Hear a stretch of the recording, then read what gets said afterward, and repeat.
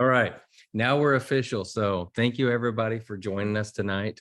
We do want to say that, this is just a meeting amongst all of us. So it's not necessarily financial advice, for us to just keep that in mind. We're just sharing what we've done and, what has worked for us. And hopefully the things that we've done will actually help you guys.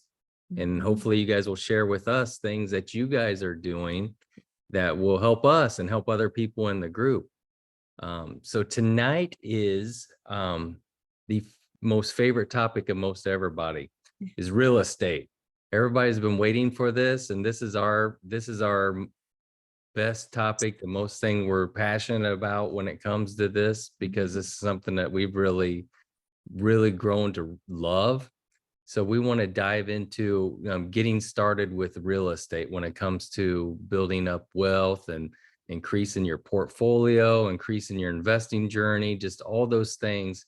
And we're gonna just touch the surface today of like reasons why to start doing real estate. What's the benefits of it? How hard is it going to be? Can I do this? Is it impossible for me to get into it? We're gonna touch on all of those topics today. Do you have anything you want to say about that? Yeah. So good evening to everyone. We're so excited you're with us tonight. I know that for some of you it's super late. But like Chad was saying, we're very excited to share about real estate and why do we think it's very important for us to also, as part of our diversifying our income, right? Our income sources is to also be able to, at some point, invest in real estate. We want to even to start by sharing our story, right? We were actually having a small conversation maybe like yesterday, because I think we never really realized that even our parents or our great parents, our grandparents actually did some investment in properties years ago. But what happened was that as our parents grew older, our uncles and then, our family just decided to sell the properties, right? So even though our grandparents own property, right now, it's not like we have too many properties that we inherited, if that makes sense. And I feel that maybe some of you, if you think about your grandparents, then you might be thinking, well, I remember my grandmother, they had farmland or they had this piece of land. But some that as we grew, we started losing properties because people started selling them, cashing them out, getting whatever it was, right? Maybe vacation, or maybe it was because of illness. They needed to pay some debt, right? So for us, real estate, it's been fun. It's been a lot of work, but it's been great. And as all of you know us, right? We've been married for 5 years, but even like 15 years ago, I think, or even longer than that, Chad had properties, and I also had an apartment that I decided to rent. But again, at some point, we decided that it was better not to do that kind of business, and we decided to sell them. And now we're like, man, why did we sell it? I remember a property that my father bought in Jersey City, New Jersey, back in 1984. And it was a pretty expensive property at that time. And right now, that property, the property's value might be like between 4 to 6 times more, So as we started dating, that was one of the things that we said, this is something that we want to do when we get married. And we actually had the opportunity to do it. Long story short, here we get married, right? It's good to always tell stories, right? And so here we get married in February, and we're like, we definitely should buy something. And then we see this property that came out here in downtown Valparaiso, and we decided to drive by the property. We all have done that, right? Let's just drive. Maybe I'm just dreaming, So we decided to drive through the front of the property in downtown Valpo, and Chad goes, I've been in this property before. I've been inside this property before. I had a friend that used to rent this property. So long story, we decided to call the realtor right there, and the realtor said, you know what? The owner doesn't want to show it unless you make an offer. So we decided, I know. So we decided to make an offer. Chad was like, well, I've been there. Well, let's just make an offer. What could go wrong, right? And that's what we did. We made an offer on the property. Then we were able to have someone check the property, right? Give us feedback on the property. We walk around the property and we were like, let's do this. Let's just move forward. Now, what I'm about to tell you is what many of us call a miracle, something that is not normal, okay? So here we are with the owner of the property. We're signing the documents.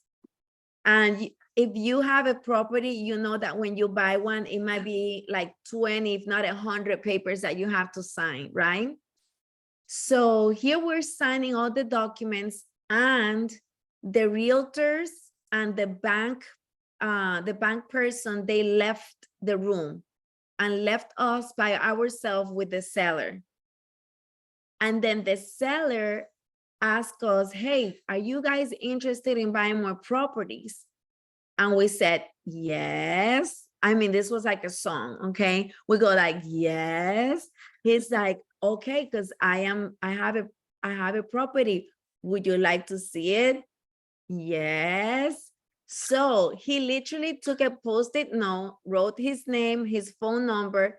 He passed it to us. Like if this was like a transaction, an illegal transaction, like when we were in school and we were doing what we shouldn't be doing for the test, right? So he passes us the Post-it note. And then right after that, we called him and he said, hey, I have a property. This is the address. So guess what we did? The same day that we bought the property, we drive through the second property. And we looked at each other and we said, we like this property. So in the evening, the owner of the same owner, he said, do you want to come to my house? And we said, sounds good. We went to the house and he said, this is how much. His personal house.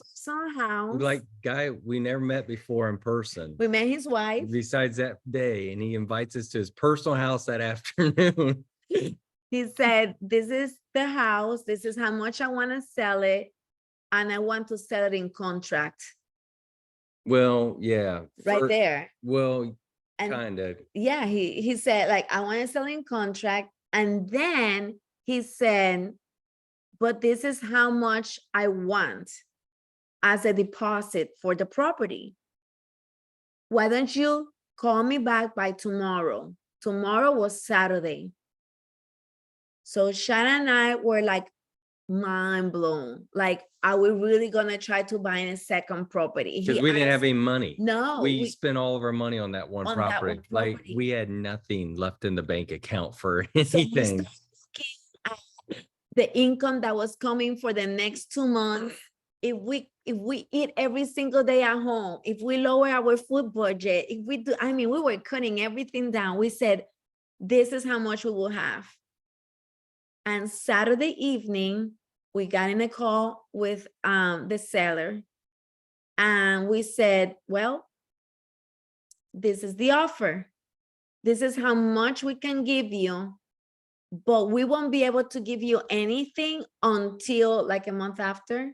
Yeah, so we basically, he wanted us to give, I think it was like $20,000. We're like, we don't have $20,000. We don't have that money at all. Because we were at that time, I mean, we wiped out our entire savings, everything. And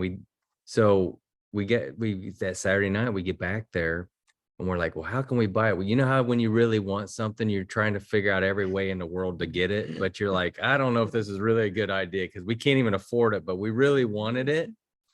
So I'm like, well, I've been listening to some of these real estate podcasts, like Bigger Pockets and some of the things, and they are always talking about people doing seller financing and it doesn't hurt to ask and everything. But I'm like, am I really going to ask this guy if he's going to let me like finance the down payment? So I thought, all right, we're going to just ask. So we did the math and we went through the budget and we thought, all right, over the next 2 months, if we could save this much money and we don't do this and put all of our income together, we might be able to scrape up like $10,000. Like that's cutting out everything. And we might have to sell some stuff to do it.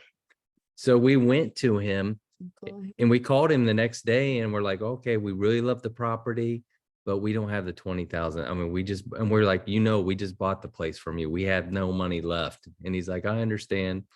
I said, but what we could do is, we could probably over the next month and a half come up with like $10,000. And then, we'd have to give you the other 10,000 a couple months down the road or something. So he said, okay, you know what we'll do is I'll put the next month's rents and deposits towards your deposit.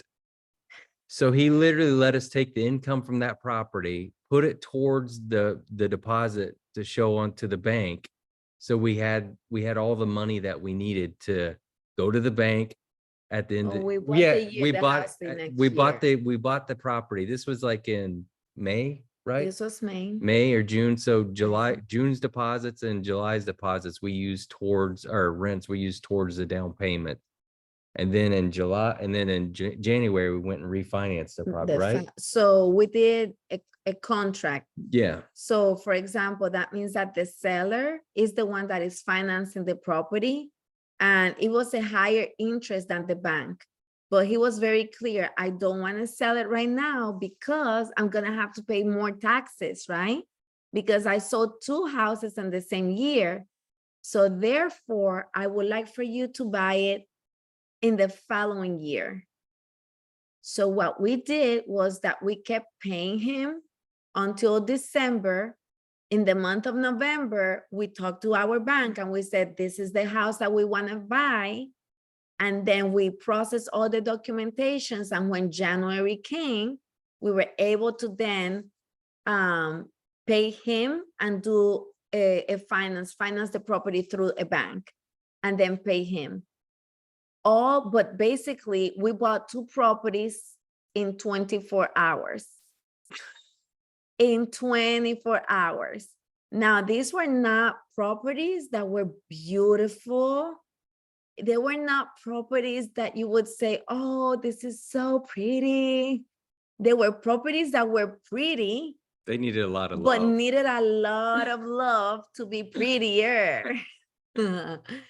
So it was, we wanted to share our story because we do believe that when you set your heart in something, you just kind of like, it's like something just happens where you untangle, if that's a word. You just open up like all of these opportunities that you thought you could never have. And that's the story on how Shad and I were able to actually start on real estate. It wasn't nothing that we really did except that we created budgets for our family. We were intentional on and consistent with the budget. And then that was practically it. We started looking, there were other properties that we looked at, but it wasn't like until this property came along and then we were able to purchase 22 properties in 24 hours. And then, yes, the following year and a half was time that we spent into renovating all the units because we went from having 0 units to having 6 units in 24 hours. So we had the opportunity to then flip each one as people were leaving. We will flip the unit. The next tenant will leave, we will flip the unit. And there's something that we've always shared with all of you since the beginning.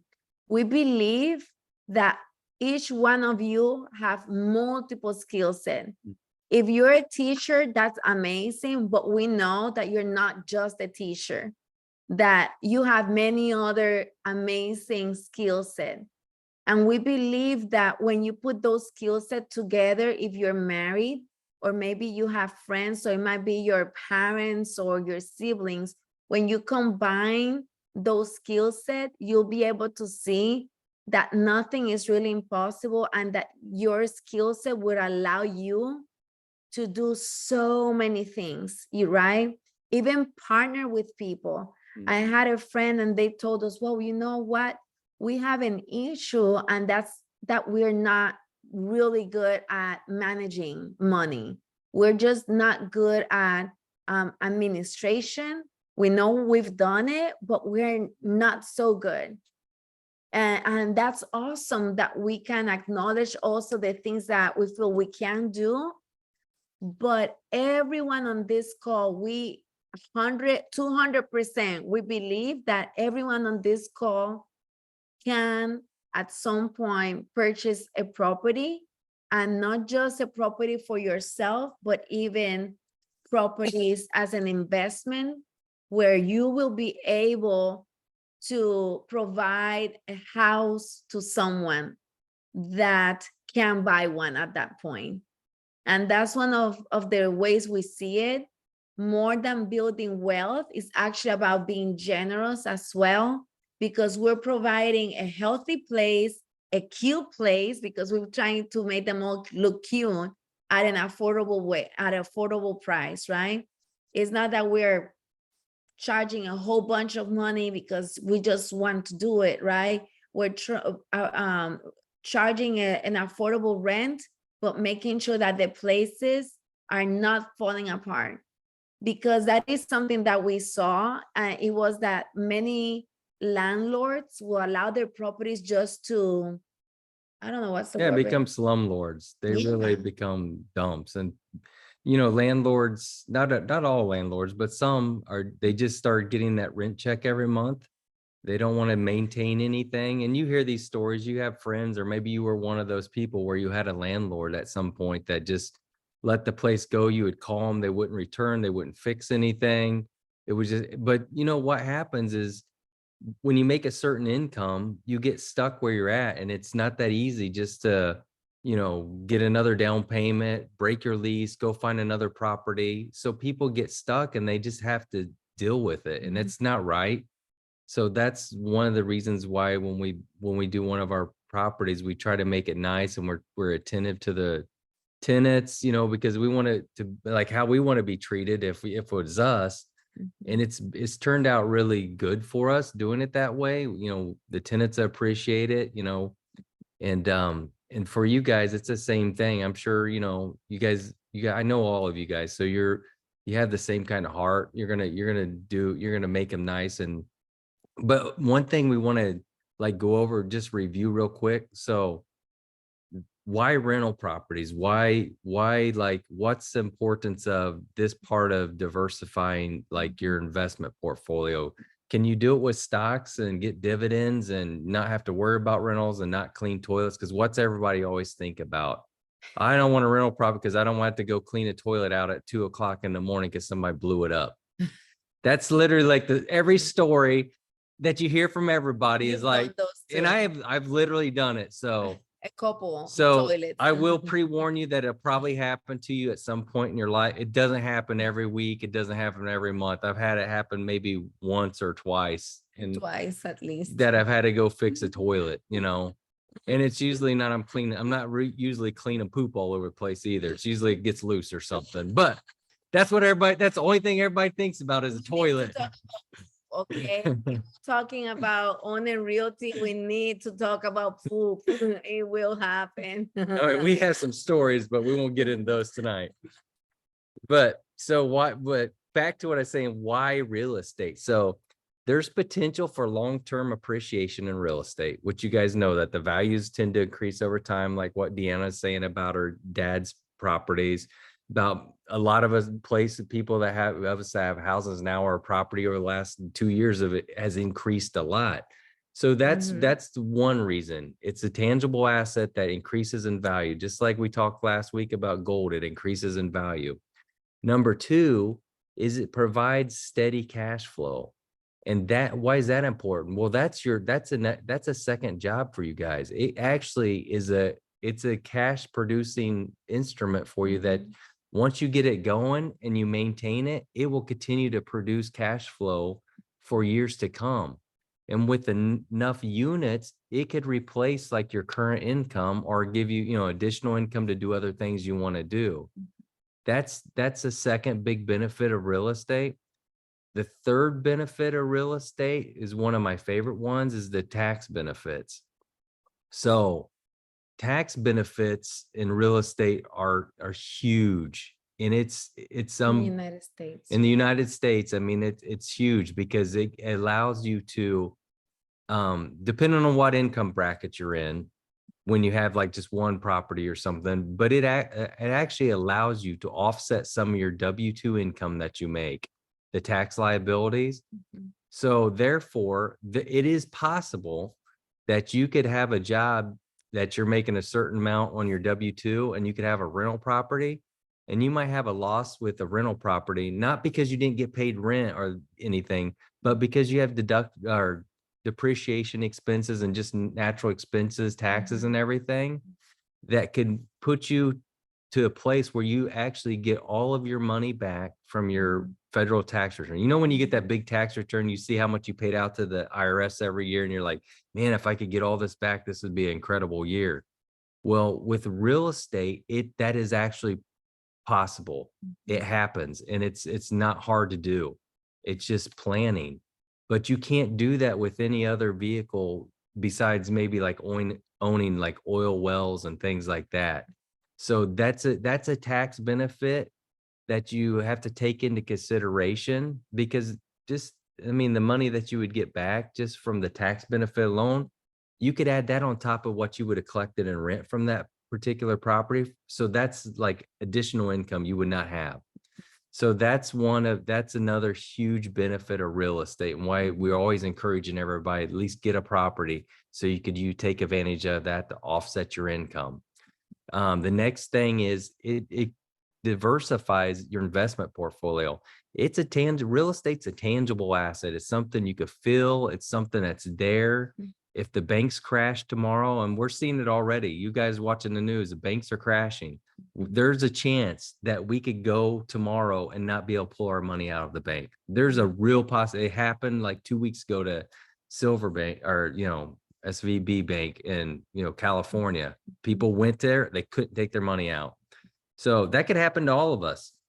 Well, if you have property, you could walk over and touch it, and you could kiss the siding if you want. It's still going to be there. And the another thing is, people are always going to have a place to live.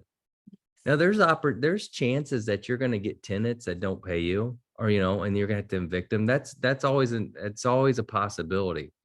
But there's always a process for that. You evict them and you move on to the next one. But it's always there, and it's going to continue to be able to provide housing for people. And think about this.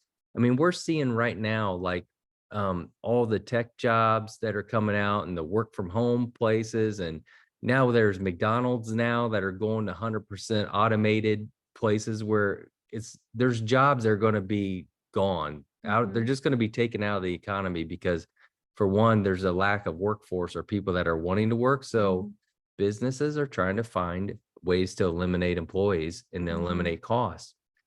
However, everybody, whether you have a work from home job, it's a work from home. So you have to rent a place. So it's almost like one of the most secure, like diversified investment you could have, because it's something everybody is going to need. A perfect example of that would be McDonald's.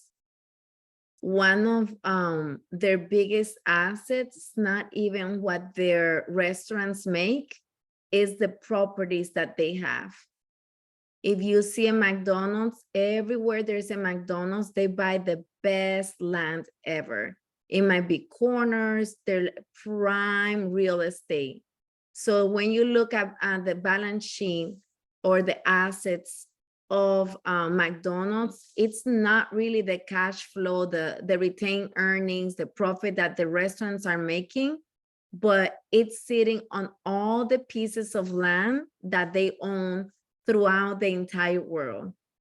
So that tells us that that's a perfect example, right, of why there's so many people that they just do it, you know, big families that have trusts, families that we know, Rockefellers. That's why they have that Rockefeller building, right? Is because they know that real estate always goes up on price. Don't you have a question? Yes, please. Okay, just thinking about, you know, when you're thinking, where are you going to get the money to buy a property or whatever, but did you find that, and it may have been too soon, I forget what time span it has to be, but because you buy one property, now you can use that property and what's built up in that property to buy the next one without even, I mean, the equity or whatever that it's, to use it without even using your own money to be able to buy the next property, right? Yes, yes. And there's even other ways to even purchase properties. So for example, one would be for a first-time owner, right? Or for a second-time owner, it's buying a duplex. So instead of buying a single family, which I know all of us dream about having a single family home, right? But even something that we learn is that if we have certain sacrifices as a family, it will pay off. Like, for example, getting a duplex, or maybe three. It could be three or at least two, right? Where you live on one side and then you rent the other side.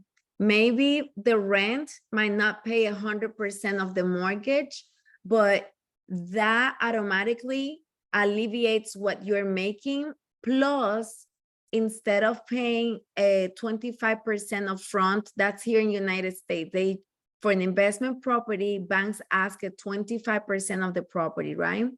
But because you bought it for yourself, then you do not need 25%. You will only need maybe 3%, maybe 5%, maybe up to 10%, depending on where you're at, right? On your income or your family. So that's called house hacking. I'm going to give another example because I know that our mindsets, sometimes it's like we won't be able to do it ever. Like, I can't do that, right? So there's other opportunities, especially for those that are single. So for example, you know, people have bought a house and they rent the bedrooms. They have roommates, and then those roommates pay for their houses. We have an example. We decided to sell a house that we had, and then decided to move into that first property that we told you that we bought, the one that was a duplex in downtown Valpo. We decided to move in to that place. And you know what? While we were there, we were able to save money because the mortgage was lower than the previous house. We were able to save money. We were able to fix that unit to even get it to even better than what it was before. And this is while COVID was happening. So it did stretch us as a family. The three of us were there working and studying, but at the end, we saw the benefit of it. You know, the sacrifice was worth it. We had to sell the big house, pretty house. And it's not like we're 20s, right? We're almost 50. And it's like, oh, people might be like, now you're going to start doing that? Yes, why not? There isn't a limit of age. It doesn't matter if you're 77, if you're 85, you know, you have today, and today you could decide, you know what? I want to shift on my life, and I want to say yes, even though we don't even know where to start. But I wanted to share those things because that was our experience, right? We had to sell a big property, move into a tiny 3-bedroom a place compared to what we had, right? It was a sacrifice, but it paid. were able to save money, and then that helped us with getting the property that we're right now in, right? Our home. And it's temporary. So It that's is. another thing to keep in mind. So we moved into that duplex, and at first it's like, it's tight, it's cramped. We don't have as much space. There's no garage. We didn't even have a washer and dryer. I was literally the one going to the laundromat for an entire year doing the laundry. So a little bitter about that still. But anyway, I don't like to do the laundry. But anyway, it was a sacrifice.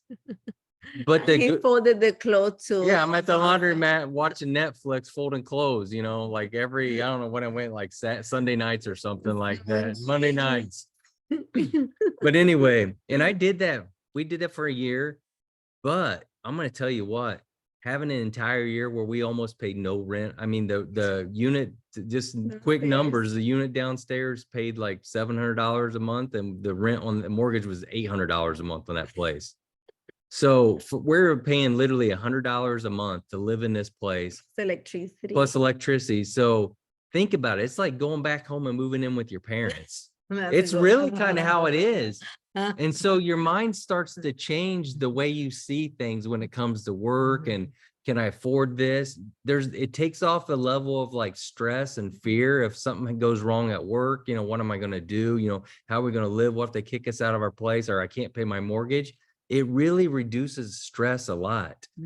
So that's why we always encourage people, if you got a family, or you're getting closer to your family's moving out, if you could, sell your property, buy a larger duplex, maybe buy a 3-bedroom duplex on each side that has a garage. Like we have another duplex that has, each side has its own garage. It's a pretty big unit. Buy something like that, fix the one side up, put a nice custom shower in, do everything you want to do, and then let the other side pay your rent.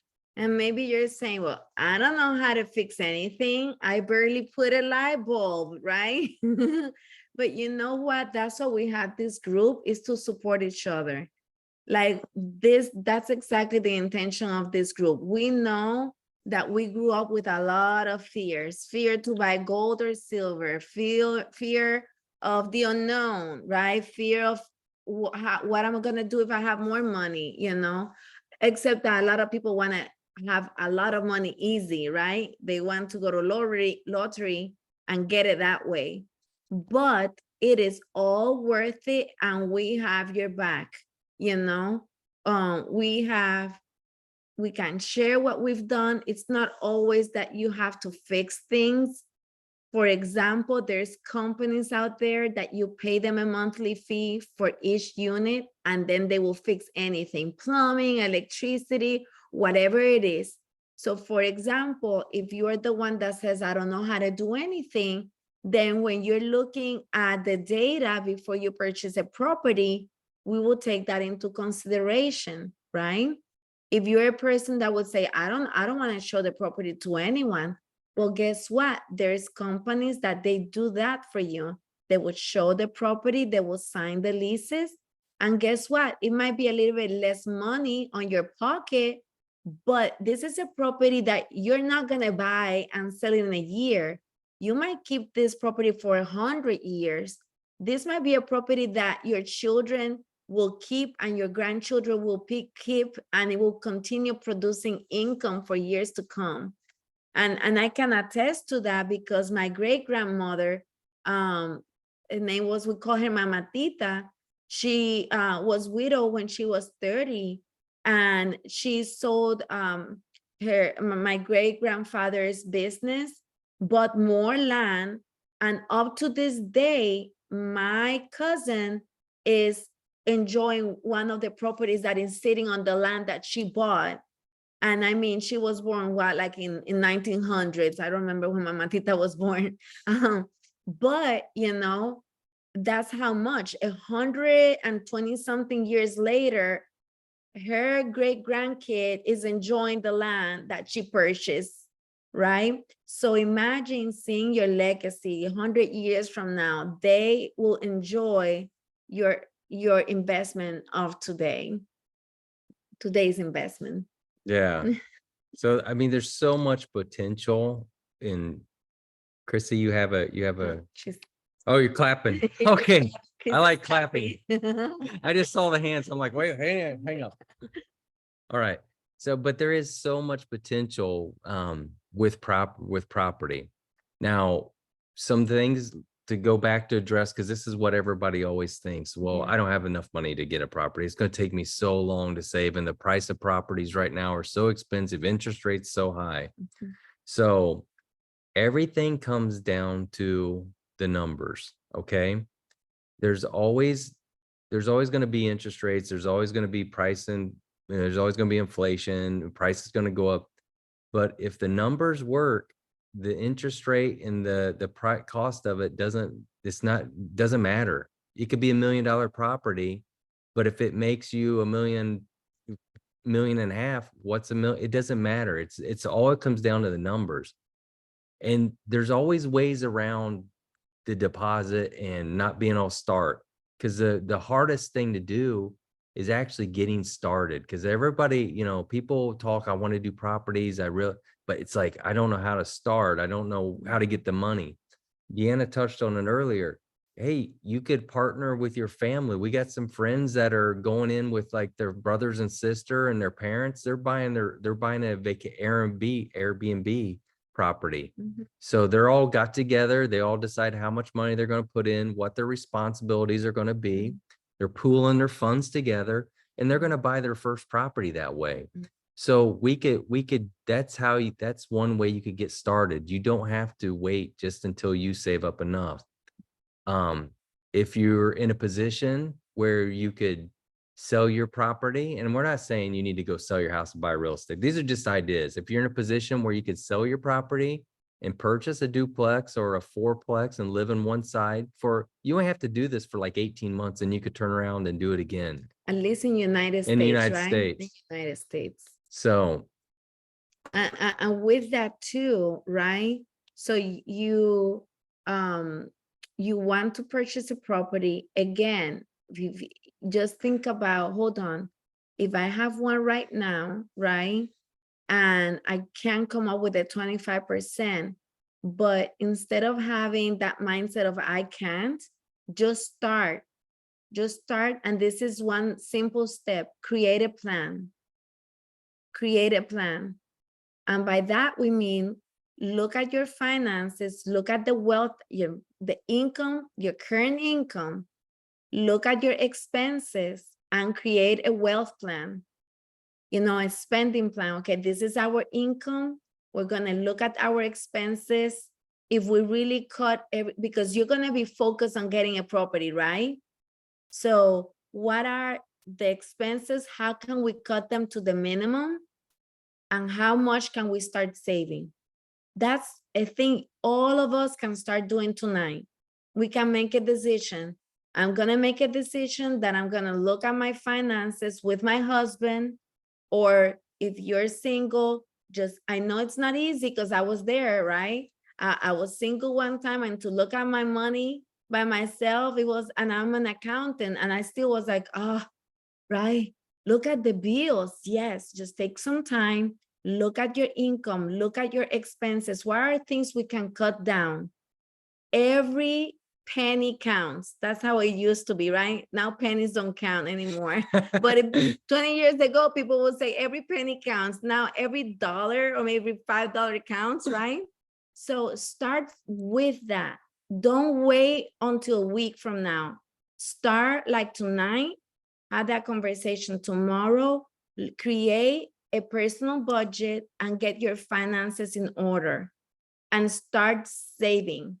Start putting some money where you won't see it when you don't go and use it, right, for your emergency.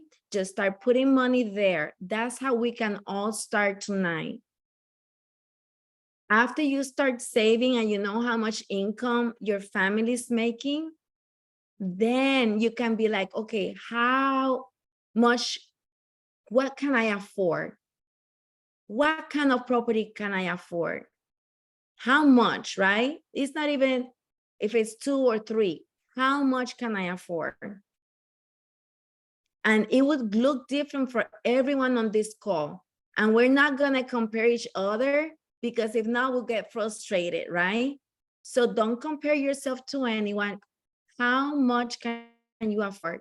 Maybe you'll say right now, I can't afford anything. That's okay. But if you start saving 3 months from now, you will be in a very different position.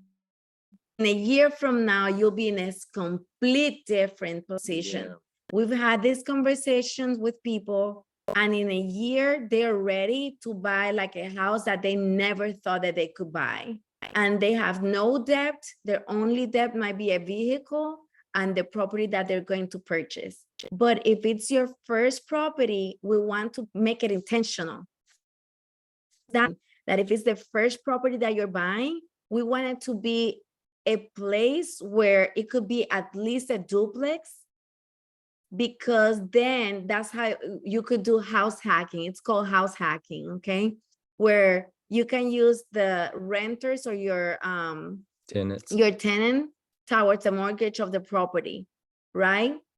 And then it will be so much easier. And here in United States, like Chad mentioned, every 18 months, the bank allows you to go and purchase another property as your home again. Meaning you will only have to put the 5% down or the 10%, opposed to a 25% deposit to buy another property. So, and another reason why we always suggest, if you're going to go buy your first rental property, buy a duplex, not a single family, because it diversifies the risk. It really, that way you have two sides that are going to pay rent. So if you do get a bad legacy tenant or something that's not paying rent, at least the other side is covering your mortgage for you almost. Mm-hmm. With a single family starting off, you got all your eggs wrapped up into that one basket. So if anything goes wrong in that one house and they don't pay you rent for 3 or 4 months, you're in trouble. At least with the duplex, you have some risk mitigation there to not have to worry about that. And it gives you an option if you want to move into one side. It's 18 months. 18 months. Yes, I'm sorry. I was reading like a comment from Adam. So it's 18 months. The mortgage companies will allow you to go get basically you're going to get your primary residence is what you're doing. You're saying I'm moving from my duplex and I'm buying another primary residence. And there's people out there that every 18 months or 2 years, they get another property. They move out and they get another property. And I'm talking about all ages, it's like people that have these beautiful homes and they're like, okay, we're ready to go to the next property and buy another one, because instead of that 25%, they don't need that 25. What about, if you can make a loan? Again, start saving, start somewhere, start by saving. And also know your skills, right? Know what you can do, know what things you can do. And we actually, everything that we do, we try to take the emotion out. And the way that we do that, the way that we make decisions without emotions is by looking at data. We look at numbers. Numbers won't lie. We look at how much income is making, and that will be like another session by itself, but we'll look at different components. How much income does it make? Here in the United States, we're required to have insurance. So how much is the insurance? How much are the taxes, governmental taxes? How much are the utilities? Are they paying the utilities or are we paying the utilities? And then we look at, and we literally have an Excel spreadsheet, a document where we put all of that data, and it will calculate how much that property is going to make. And right now, in the United States, because of the market going up and down, houses were making about 12%. And some people would say, for me, 10%, that would be great. But right now, it could be anything between 7 to 12, depending on where you're buying. But that's why we had that Excel spreadsheet that helps us analyze the numbers and say, is this like a good property that we should invest, right? And then there's many other factors that we'll take into consideration. Yeah. So JR, you had a question like how to get the seller to lower the closing costs. So the good thing is when you're buying rental properties, you're buying it from a landlord, so he's a business person. You're becoming a business person because you're buying a small business is what you're doing. Mhm. So you can negotiate with the seller, and you're going to get some motivated landlords that are just burnt out. They've done it for years. They've been burnt. They didn't manage things properly. They had, tenants that they probably should have let go a long They're time tired. ago. They're like, They're tired. They're ready to ready. retire. And sometimes, they'll, like the deal we had with the guy we found, he was just wanting to get out of it. He was in his 70s, mid 70s. He was tired and he was willing to give us anything just to sell the property. So that's how you get them to lower the closing costs, because they just want to sell it. And if you give them the right price, they'll do it. And also, when you are making the calculations, you will consider the closing cost. And sometimes you see that the closing cost might be 5,000, like twice more, but at the end, it doesn't really have an impact on your mortgage payment if you put it in as part of the mortgage payment. So it all looks, or again, looking at the numbers, your income and all your expenses, and see, am I making really income, or is this house really not going to make any income at all? Yeah, if it's making, someone touch on that, if it's making money, Mhm. say you're buying a $200,000 house and the closing costs are 20 grand, they're like 10% of it. And you're like, that's crazy. But if that 200,000, say your mortgage payment for that $200,000 house is $1,500 a month. But if that property is making $3,500 a month in rent, who cares? Because you're making $1,000 a month for the next how many ever years you own it. So you're going to earn that money back so fast, it doesn't even matter. So it's like, it's hard to transition sometimes from buying your own personal property, because we go buy a new car, we go buy anything, we want the best deal, and we don't want a big mortgage payment for our personal property. We want the lowest mortgage payment, we want to be comfortable. But when it comes to rental property, you're in it to make money. So if the property cash flows and it makes money at whatever number it is, you have to like let go of that, because when you first start off, we tend to like look at everything like we're overpaying, it's too much. The rate, the 8% interest rate, it's too much. But if it's making money, it doesn't matter, because you know what, the thing with interest rates, they could always go down. If you buy a house now that makes cash flow at a 8% interest rate, 2 years from now, the interest rates might go by 5%. You could refinance it. Now you're even making more money than you did before.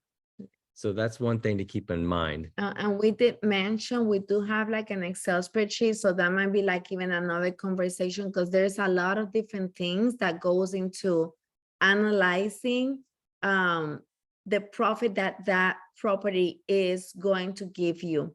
We wanted to mention that on the email that we always send out, there's a link that says toolbox. It says toolbox. If you click over that link, it's going to open a document.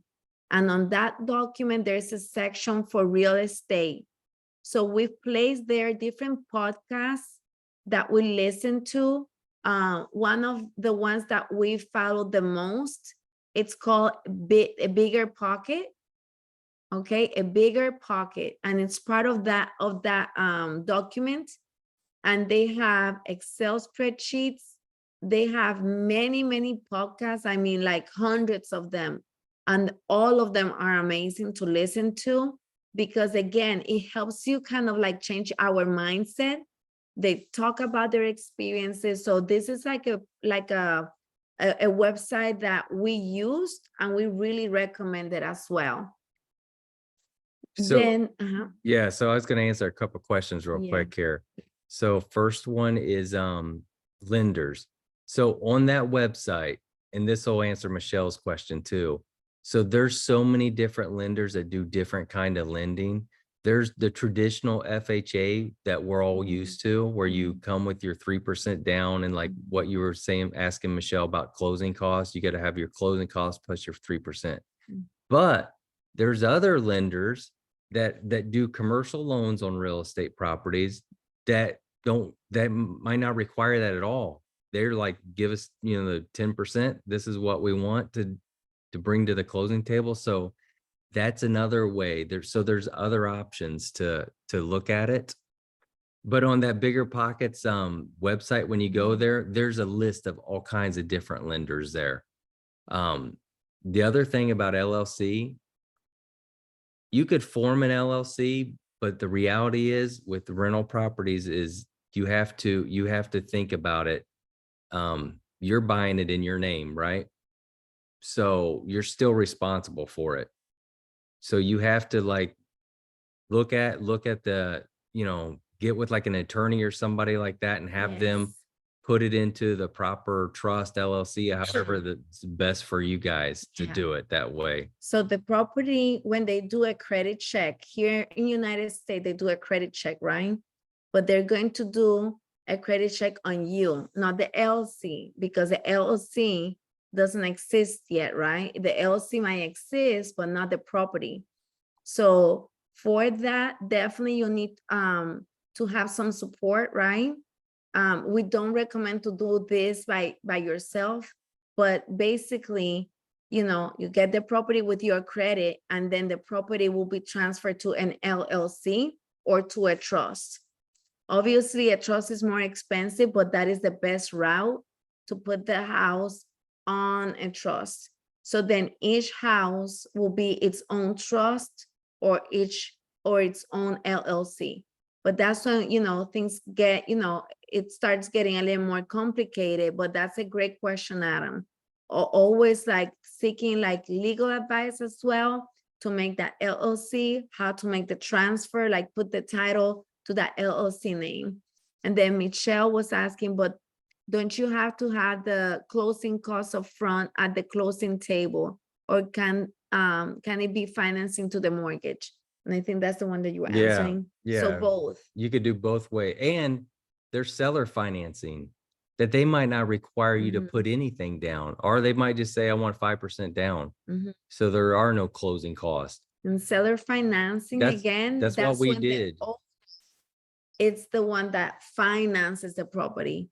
And that's something that could really happen. And one of the reasons why somebody would do that, because you think, well, that's crazy. Why would somebody, if they get a property sale, why would they finance it? Well, for one, if they sell or finance a property to you, and it's a property they've had for 20 years, as soon as they sell that property, they have to pay back all the depreciation they've taken on that property for the last 20 years. So that means they're going to owe the IRS a ton of money. So instead, it's better for them, if they own the property sometimes, to sell it to you on a contract, and you just pay them a certain portion every year. So they're just paying back that depreciation a little bit at a time, and they still got income coming in. So that's why people will do seller financing, and it's a benefit for you and it's a benefit for them too. Another question, is real estate the place to start, or should you focus on a lower risk investment first? Taylor, that's a great question. We believe real estate, all the investments are risky, right? But everything nowadays is a risk, right? Even driving around.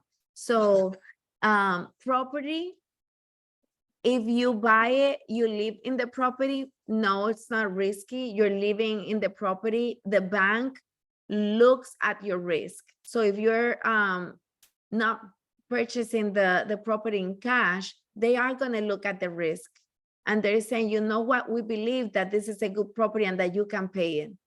So basically the bank is just not you, but also they are also looking at the risk. Another thing is, if you have a tenant, the tenant will be paying for it. And like Chad said, you'll be saving money, right? So now you have all of this cushion of cash sitting on your bank that then you can take and invest in another property. So mitigation of risk actually happens when you own properties. That's why we believe on diversifying income, right? we talked about gold, we said silver, and now we're talking about properties. So what happens if you have a home? Well, if you own a home and you don't want to sell your home, right? Well, here in the United States, and you'll need to save 25%. But again, numbers won't lie. And when you look at data, you're going to look at the risk. We're going to look what happens if someone leaves and it's vacant for a month, or we're fixing. We're going to tell you, our experience has been that we've been placing our apartments in, for example, in forgot the name, apartments.com, and there's another one that we've been using, Turbo Tenants. And basically within less than 72 hours, we've already signed a contract with a tenant. I'm not talking about, no, like 24 hours, we have at least 3 to 5 solid people, and we show it to one, and basically that one is the one that rents it on the spot. And there's tricks to it, like not tricks, but there's things that we require. So like we said before, this is very long conversation. Bigger Pockets has hundreds of podcasts. So that's how much information, right, there is out there. I want to say something else about the risk thing to keep in mind. So when we're talking about, is it less risky if I go buy some stocks? Because this is what we all know. What if I have $100,000? It's probably less risky that I take my $100,000, put it in a nice ETF fund, so I know it's going to be there.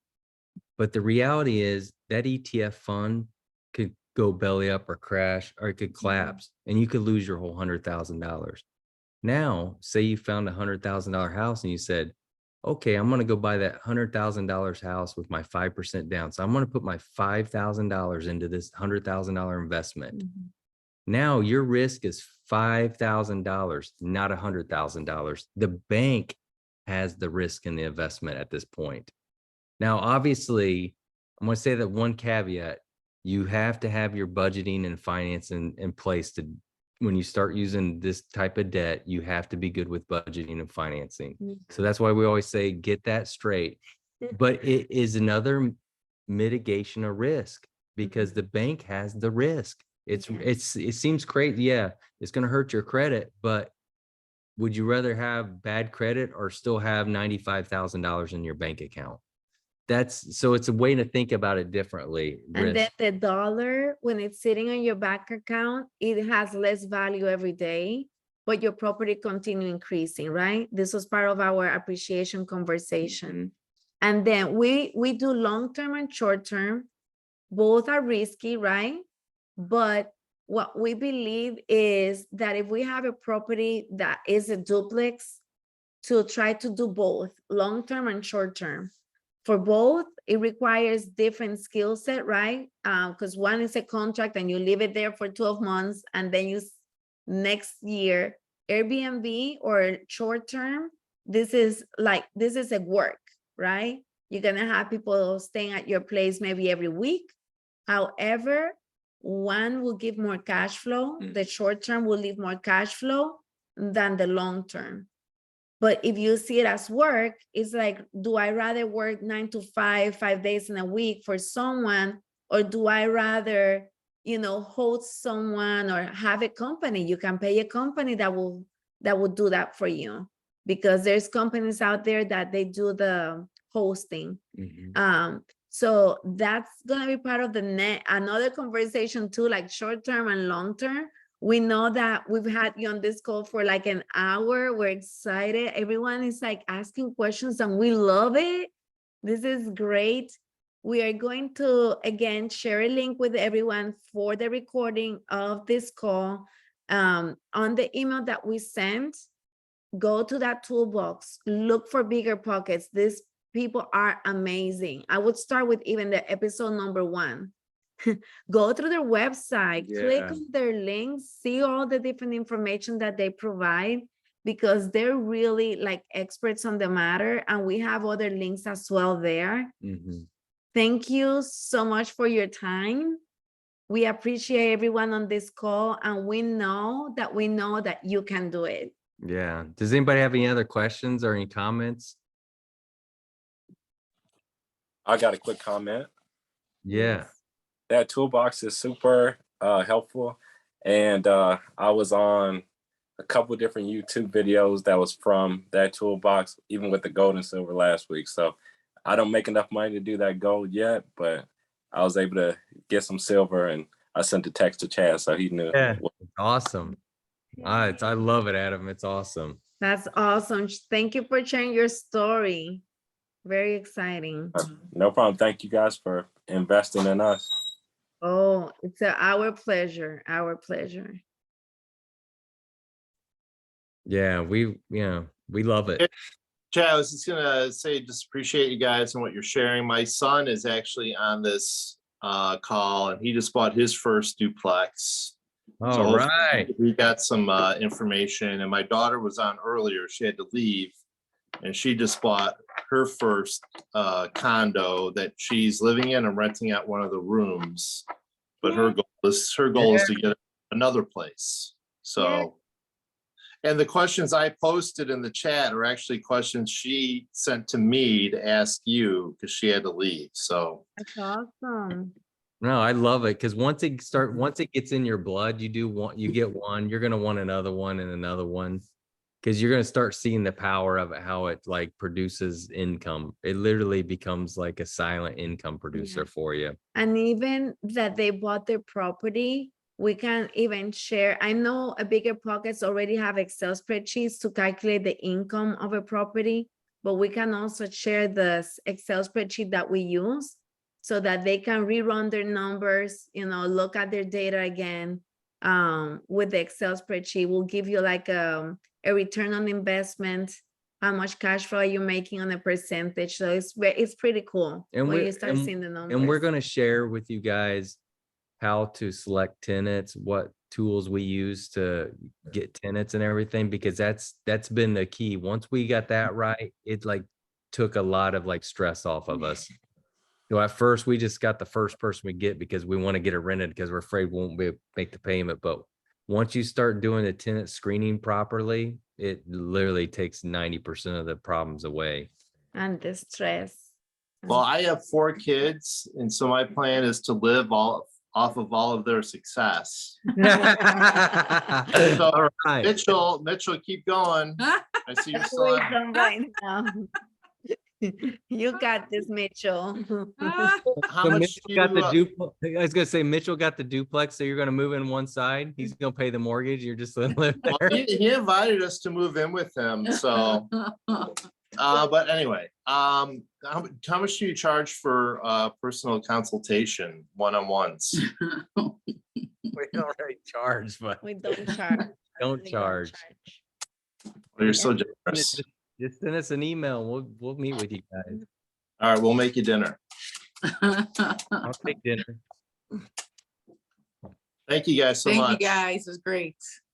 All right. Anything else? Okay. Thank you so Thank you, much. guys. And we'll see you Bye. on the Bye, last Tuesday of the month of April. Sounds good?